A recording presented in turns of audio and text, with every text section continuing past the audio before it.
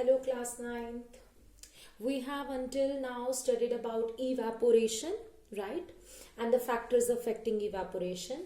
Now we are going to study the next topic, which is cooling caused by evaporation. Cooling caused by evaporation. So what is in this? याद करिए कि मैंने आपको बताया था चाहे वो इवेपोरेशन हो चाहे वो वेपराइजेशन हो, दोनों में लेटेंट हीट ऑफ वेपराइजेशन चाहिए वैल्यू इतनी चाहिए ही चाहिए। तो अब देखिए क्या होता है, व्हेन अ लिक्विड इवेपोरेट्स, जब कोई लिक्विड इवेपोरेट करता है मतलब लिक्विड फॉर्म से गैसेस फॉर्म में आता है below its boiling point even at room temperature, उस टाइम पे it takes latent heat of vaporisation from the substance. वो उस सब्सटेंस से, जिस भी सब्सटेंस में इवेपोरेशन हो रही है वहां से क्या करेगा, लेटेंट हीट ऑफ वेपोराइजेशन ले लेगा। फॉर एग्जाम्पल अगर मैं वाटर की बात कर रही हूँ, वाटर को इवेपोरेट करना है तो उस केस में वो 22.5 इंटू 10⁵ जाउल्स पर केजी की एनर्जी ले लेगा, इनटेक कर लेगा। क्यों इनटेक करेगा? क्योंकि उसने इवेपोरेट करना है, इतनी एनर्जी लेगा तभी तो वो लिक्विड से किस फॉर्म में जाएगा, गैसेस के फॉर्म में जाएगा। तो it would take the latent heat from substance. अब सब्सटेंस से अगर हीट ले ली गई है तो सब्सटेंस ने हीट क्या कर दी, lose. That means so the substance loses the heat. Substance से अपनी हीट क्या कर दी, लूज कर दी, और सब्सटेंस क्या हो गया, कूल हो गया। अगर हीट लूज हो जाए तो क्या हो जाता है, कूलिंग हो जाती है। तो सब्सटेंस क्या हो गया, कूल हो गया। दोबारा से देखिए, जब भी कोई लिक्विड इवेपोरेट करे, when the liquid evaporates it takes latent heat of vaporisation from the substance. वो सब्सटेंस से क्या करता है, लेटेंट हीट ऑफ वेपोराइजेशन की जितनी भी वैल्यू होती है वो यूज कर लेता है। Then so the substance loses the heat. वो सब्सटेंस जो है उसकी हीट क्या हो जाती है, लूज हो जाती है, कम हो जाती है, विच लीड्स टू कूलिंग, जिसके कारण क्या हो जाती है, कूलिंग हो जाती है। So according to this it's wisely said, क्या बोला जाता है, छोटी क्लासेस में पढ़ा था, evaporation is followed by condensation. जब जब इवेपोरेशन होगी तब तब कंडेंसेशन भी होगी। मतलब जब भी इवेपोरेशन होगी तो कूलिंग इफेक्ट भी शो होगा। जो भी चीज इवेपोरेशन कर रही है, जो भी चीज इवेपोरेशन कर रही है मतलब अपने में से वो हीट को लूज कर रही है, उस टाइम पर वो क्या हो रही है, कूल हो रही है। दैट मीन्स इवेपोरेशन के बाद क्या हो जाती है, कंडेंसेशन हो जाती है, मतलब कूलिंग इफेक्ट जो है वो शो हो जाता है। इसके लिए बहुत ज्यादा पॉइंट्स हैं मेमोराइज करने में, या हमारे पास बहुत ज्यादा ऐसी इंस्टेंसेस हैं, हमारे पास लाइव एग्जांपल्स हैं जिनमें ये शो होता है कि हाँ जी अगर इवेपोरेशन हो तो क्या होती है, कूलिंग होती है। Yes class, now look here, what are the cases related to that cooling effect caused by evaporation? First of all, if you put a little spirit or ether on your hand, what is going to happen then? For this, what's here, little ether या spirit जो होगी अगर आप हाथ पे लेते हैं तो, for example I am having here nail polish remover, nail paint remover, okay? If I am opening this bottle, you might be having this at your home, घर पे होगा, मम्मा के पास होगा, सिस्टर के पास होगा, या नेबर से कहीं से भी आप इसको ले सकते हैं। अगर आप इसकी थोड़ी सी बूंदों को भी हाथ में डाल के देखेंगे, and after some time what you will see that you are feeling cool over here. आपको क्या लगेगा, आपको थोड़ा सा ठंडा फील होगा। You are going to do it by yourself, okay. Nail polish remover हाथ पे डाल के आप देखेंगे कि वो आपको ठंडा लग रहा है। अब होगा क्या, if you are placing that drop, अगर आप एक छोटी सी ड्रॉप भी अपने हाथ में लेते हैं, थोड़ी देर के बाद वो ड्रॉप जो है इट विल गेट इवेपोरेट, वो बिल्कुल क्या कर जाएगी, इवेपोरेट हो जाएगी, वो आपको नहीं दिखेगी कहीं पर भी। अब जब वो इवेपोरेट हो जाएगी तो आपको थोड़ी देर के बाद क्या देगी, cooling effect. I am feeling so, आप देखिएगा आपको लगता है कि नहीं, ओके। उसके बाद क्या मिलता है, कूलिंग इफेक्ट। आपको पता है इवेपोरेशन के बाद क्या मिलता है, कूलिंग इफेक्ट। ये आप नेल पेंट पॉलिश रिमूवर जो होते हैं उनसे आप देख सकते हैं। उसके बाद एग्जांपल है ड्यूरिंग हॉट समर्स, गर्मियों के दिनों में अर्दन पॉट्स जो मटके होते हैं ना, उनमें पानी रखा जाए तो वो ज्यादा ठंडा रहता है। वो क्यों होता है, क्योंकि उन अर्दन पॉट्स में बेटा पोर्स होते हैं, शेड होते हैं। क्या होते हैं अर्दन पॉट्स में, पोर्स होते हैं। और वो पोर्स क्या करते हैं, अर्दन पॉट्स के जो पोर्स है ना, शेड जो है वो क्या करते हैं, वहां से थोड़ा थोड़ा करके पानी इवेपोरेट होता रहता है। अब पानी अगर इवेपोरेट हो रहा है तो उसके बाद कौन सा इफेक्ट आएगा, very good very good, cooling effect आएगा। तो वो उसके बाद कूलिंग इफेक्ट आता है और पानी अंदर वाला क्या हो जाता है, ठंडा हो जाता है। Next, sprinkling of water on the ground. आपने बहुत बार देखा होगा, बाहर सब्जी मार्केट में देखा होगा, या अपने घरों में जो गांव में रहते हैं उन्होंने देखा होगा, गलियों में आपने देखा होगा। हम क्या करते हैं, गर्मियों के दिनों में हम अपनी जो गली वाला एरिया है या ग्राउंड एरिया है या कोई भी एरिया है जहां पर हमने बैठना है, वहां पर हम सबसे पहले पानी फेंक देते हैं। पानी फेंकने से क्या होगा, पानी करेगा इवेपोरेट, और इवेपोरेट के बाद क्या हो गई, कूलिंग इफेक्ट, आपको ठंडक मिलेगी, इसलिए वहां पर हम पानी स्प्रिंकल करते हैं गर्मियों के दिनों में। Next, wearing cotton clothes. अब कॉटन क्लॉथ्स पहनने से क्या होगा, जो कॉटन क्लॉथ्स होते हैं ना, उनमें होते हैं स्मॉल स्मॉल पोर्स। क्या होते हैं उनमें, स्मॉल स्मॉल। अब जैसे फॉर एग्जाम्पल, ये आपके पास कोई कॉटन क्लॉथ है, तो आप इसमें से देख सकते हैं इसमें स्मॉल स्मॉल पोर्स हैं। पोर्स हैं बेटा, तभी तो पिछला ब्लैक बोर्ड दिख रहा है आपको। इसमें स्मॉल स्मॉल क्या है, पोर्स हैं, दिख रहा है ना। तो इसमें क्या है, स्मॉल स्मॉल पोर्स हैं। ये पोर्स क्या करते हैं, इन पोर्स में से स्वेट जो है, जो पसीना होता है, वो बाहर निकल आता है। आपकी बॉडी के साथ सपोज ये क्लॉथ लगा हुआ है, तो बॉडी के अंदर जो भी स्वेटिंग होगी वो बाहर निकल आएगी। जब वो स्वेटिंग बाहर आ जाएगी तो उस बाहर वाली स्वेटिंग की क्या हो जाएगी, इवेपोरेशन हो जाएगी। क्या हो जाएगी, इवेपोरेशन। और जब इवेपोरेशन हो गई तो उसके बाद में आपको कौन सा इफेक्ट मिलेगा, कूलिंग इफेक्ट मिलेगा। Very good. इसलिए हम कॉटन क्लॉथ्स वेयर करना पसंद करेंगे एज कंपेयर टू कोई सिंथेटिक क्लॉथ हुआ। नेक्स्ट इज प्रस्पिरेशन और स्वेटिंग। अभी तो बताया, जब आपके पास स्वेटिंग हुई, इवेपोरेशन हुई, तो उसके बाद क्या मिलता है, कूलिंग इफेक्ट मिलता है। Next is desert coolers. जो कूलर्स होते थे घरों में, उनमें क्या होता था, उनमें हम पानी डालते हैं, राइट। उनमें हम पानी डालते हैं, पानी क्या करता है, धीरे धीरे करके इवेपोरेट करता है। सारी रात आपने जितना पानी डाला, सुबह पानी खत्म, राइट। क्यों पानी खत्म, क्योंकि पानी ने क्या किया, सारी रात इवेपोरेशन की, और आपको कौन सा इफेक्ट मिला, कूलिंग इफेक्ट मिला। Clear. Next question, look here all of you. Hot tea can be sip faster from a saucer. Saucer कुछ ऐसी शेप की जो कप के नीचे रखी जाती है, आप प्लेट सोच सकते हो छोटी। अगर आपने सॉसर से, या कह लो कि छोटी सी कोई कटोरी है, उससे अगर आपने, दिस इज सॉसर, अगर इससे आपने कोई हॉट टी या हॉट मिल्क सिप करना है, वो इजी होता है एज कंपैरिजन टू कप। एक कप से, यहां पर सपोज करिए कप में भी मैंने मिल्क डाल दिया, ओके, और यहां पर मैंने सॉसर में भी मिल्क डाल दिया या हॉट टी डाल दिया। अब मैं यहां से पीना प्रेफर करूंगी एज कंपेयर टू एक कप से, अगर मेरे को जल्दी होगी तो, अगर मैं फास्टर पीना चाहती हूं तो। ये क्यों होगा, yes, look for the reason. ध्यान से देखना, इसका एरिया कितना है, ये है उसका एरिया, राइट, और इसका एरिया कितना है, कम है। कुछ याद आ रहा है, evaporation is directly proportional to surface area. Evaporation surface area की डायरेक्टली प्रोपोर्शनल है, तो जितना ज्यादा एरिया उतनी ही ज्यादा इवेपोरेशन, और जितना कम एरिया उतनी ही कम evaporation. So which one would be better, obviously saucer would be better case for the evaporation so as to get the cooling effect. I hope so. These all points are very much clear to you all. Now, next, move on to the next topic, that is to show the presence of water vapors in air. हवा में, इस पूरी हवा में water vapors हैं। कैसे prove करेंगे हम ये कि हवा में नमी है। ये मैंने हाथ लगाया, पानी तो आ ही नहीं रहा, कहाँ आया पानी, पानी तो आया ही नहीं।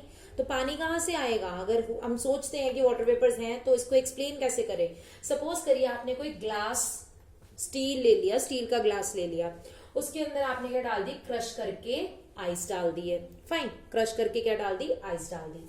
अगर आप थोड़ी देर के बाद में उसे देखेंगे तो उस ग्लास के बाहर वाली साइड पे, स्टील का गिलास है, आइस बाहर नहीं निकल रही, बाहर वाली साइड पे आपको क्या दिखेगी, छोटी छोटी पानी की बूंदे दिखेंगी, वाटर ड्रॉपलेट्स दिखेंगी। तो इससे क्या पता चल रहा है कि जरूर ये पानी हवा में था, और जब हवा वाला पानी इस ग्लास के पास आया तो वो क्या हो गया, कंडेंस हो गया, वो गैसियस से वेपर्स फॉर्म्स में किस फॉर्म में आ गया, लिक्विड फॉर्म में आ गया, और वो ग्लास के, स्टील के टम्बलर के बाहर लगना शुरू हो गया। क्लियर है ये? हमने सो इस टॉपिक को एक्सप्लेन करने के लिए I am having a glass, steel का ग्लास है and you can see this is the crushed ice. मैंने ये क्रश्ड आइस ले रखी है, तो मैं ये स्टील का ग्लास अभी साइड पे रख रही हूँ। ओके, आपके सामने साइड पे यहाँ पर दिख रहा होगा, राइट, रखा गया है, यहाँ पे रख लेते हैं। फाइन, अब ये बाद में देखेंगे कि इसके बाहर वाटर ड्रॉपलेट्स आती है कि नहीं। I am not using anything, okay, ये आपके सामने पड़ा हुआ है, बाद में चेक करते हैं। उससे पहले मैं आपको एग्जांपल जो बताना चाहती हूँ, ध्यान से देखना। यहाँ पर क्या है कि आपके पास मैंने एक चिल्ड कोल्ड ड्रिंक की बॉटल की एग्जाम्पल ली है। कई बार हम चिल्ड कोल्ड ड्रिंक की बॉटल बाहर लगा के रख देते हैं। फाइन, तो जब हम बाहर रख देते हैं उसे, तो उसके बाद हम जब बाहर से पकड़ते हैं तो हमें लगती है यार ये तो गीली गीली हो गई, पता नहीं कैसे इसको वेट सा स्ट्रक्चर हो गया। तो ये वेट कैसे हुई, ये कैसे वेट हुई? तो इसको वेट करने के लिए आपको पता होना चाहिए हवा में पानी था, जो पानी कहाँ आ गया, कहाँ आ गया पानी, इस बॉटल के बाहर आ गया। जब ये पानी हवा में जो वाटर वेपर्स होते हैं बेटा, हवा में जो वाटर वेपर्स होते हैं, जब वो किसी सरफेस पे आते हैं तो वो हो जाते हैं कूल। कूल होने का मतलब कंडेंस हो जाते हैं। ओके, और कंडेंस हो जाएंगे अगर, तो याद करिए गैसेस अगर वापस कंडेंस हो जाएंगी, कूल हो जाएंगी, तो गैसेस से क्या बन जाएगा, लिक्विड बन जाएगा। तो यही तो काम हुआ, हवा में जो था उससे क्या बन गया, उससे अब लिक्विड बन गया है। सो लेट अस चेक कुछ होता है कि नहीं। अगर आपको कुछ दिख रहा हो तो वाटर ड्रॉपलेट्स हैं यहाँ पर। क्लीन सरफेस अगर आपको दिख रहा हो तो ये सारे के सारे वाटर ड्रॉपलेट्स हैं। आपको ये वाटर ड्रॉपलेट दिख रही है, यस, वाटर ड्रॉपलेट दिखी थी, राइट, ये वाटर ड्रॉपलेट्स हैं यहाँ पर। अब मैं थोड़ी देर के लिए और रख देती हूँ सामने ही, कि कुछ देर और हवा में जो वाटर वेपर्स हैं वो यहाँ आके कंडेंस हों। अभी एकदम से तो होंगे ही नहीं, ये डिपेंड भी करता है हवा की डैम्पनेस पे। ओके, कि कितने वाटर वेपर्स हैं, ये क्विकली होने वाला काम नहीं है, but it is still in front of you. Yes, the very next topic is just for your knowledge sake. Look here, until now we have studied that there are 3 states of matter, right? Solid, liquid and gases. But now 2 more states of matter has also been discovered, 4th and the 5th state of matter. 4th state of matter is known as plasma, whereas the 5th state of matter is known as Bose-Einstein condensate. Here the 4th state, plasma, contains free electrons plus ions. That means whenever you are having the mixture of free electrons and ions, that means it's plasma. Here it occurs in stars, including the sun. You know that sun is the biggest star known, right?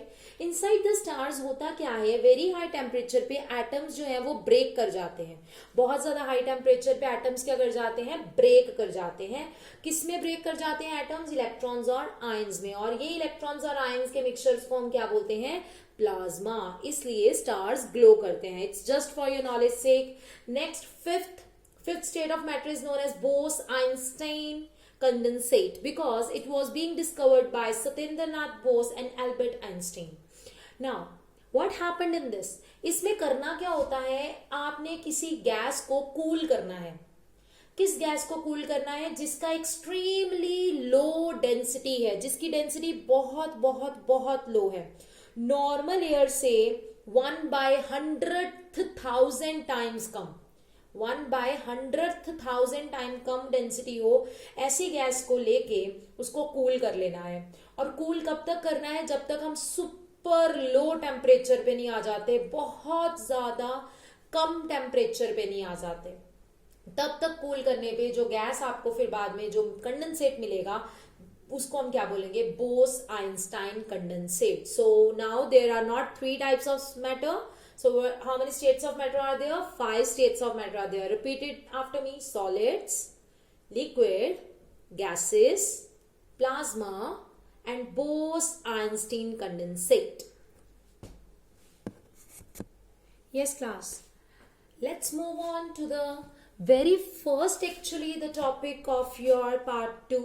I'm going to recapitulate this topic being very important.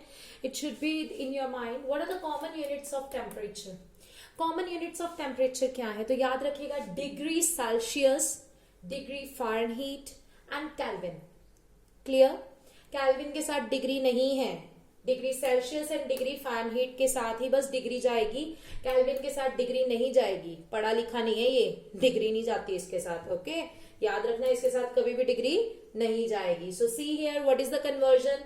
Conversion आपके पास kelvin और degree Celsius में है।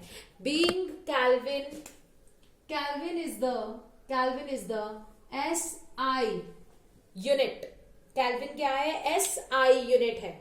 Okay, now what is SI unit? International system of unit के accordingly kelvin को internationally best unit या कह लो कि एक हाईएस्ट यूनिट माना गया है। इसके साथ ही हम काम करते हैं world wide. Okay, now temperature in kelvin is equal to temperature in degree Celsius plus 273 करना पड़ेगा।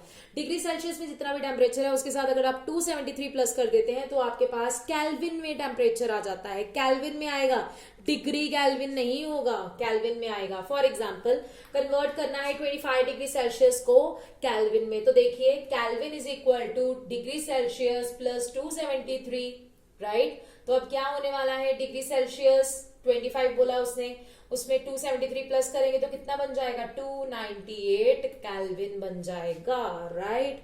अब नेक्स्ट कन्वर्जन सपोज केल्विन से डिग्री सेल्सियस में करने को बोल रहे हैं, केल्विन से डिग्री सेल्सियस में, तो क्या करना है? फॉर्मूला वही का वही रहेगा। फॉर्मूला चेंज करके नया फॉर्मूला लर्न करने की जरूरत नहीं होती, क्योंकि हम मैथ्स जानते हैं, हमें पता है जो इधर प्लस का है उधर चल के इक्वल टू के दूसरी साइड पे चल के किसका हो जाएगा? माइनस का हो जाएगा। So look here, temperature in kelvin is equal to temperature in degree Celsius plus 273। तो अब केल्विन दे दिया गया है 373, डिग्री सेल्सियस निकालना है, 273 प्लस हो रहा था, इधर उधर चल के क्या हो जाएगा? माइनस हो जाएगा। तो कितना आ जाएगा? 100 degree Celsius. I hope so ये concept common units of temperature का आपको समझ लग गया होगा। चलिए जरा इसके बारे में भी देख लें कि कुछ ड्रॉपलेट्स दिखते हैं क्या वाटर के? कुछ वाटर के ड्रॉपलेट्स वगैरह दिख रहे हैं क्या? ये ड्रॉपलेट्स दिख रहे हैं, यहाँ ड्रॉपलेट दिख रहा है, यहाँ ड्रॉपलेट, यहाँ ड्रॉपलेट, यहाँ ड्रॉपलेट दिख रहा है। आई होप सो ये ड्रॉपलेट्स आपको विजिबल होंगे, राइट। तो इन ड्रॉपलेट्स के साथ क्या है? यहाँ पर देखिए बैक पे ड्रॉपलेट्स हैं, ये ड्रॉपलेट है, राइट। तो ये ड्रॉपलेट्स क्या है? ये ड्रॉपलेट्स इस बात का प्रूफ है कि एटमॉस्फेयर में वाटर वेपर्स होते हैं। एटमॉस्फेयर में क्या होता है? एटमॉस्फेयर में वाटर वेपर्स होते हैं। अब इसके कारण ये थोड़ा सा वेट हो गया है, दैट मीन्स वाटर वेपर्स थे। आई hope so this whole topic is very much clear to you all. Thank you so much for attending the class. Thank you, students.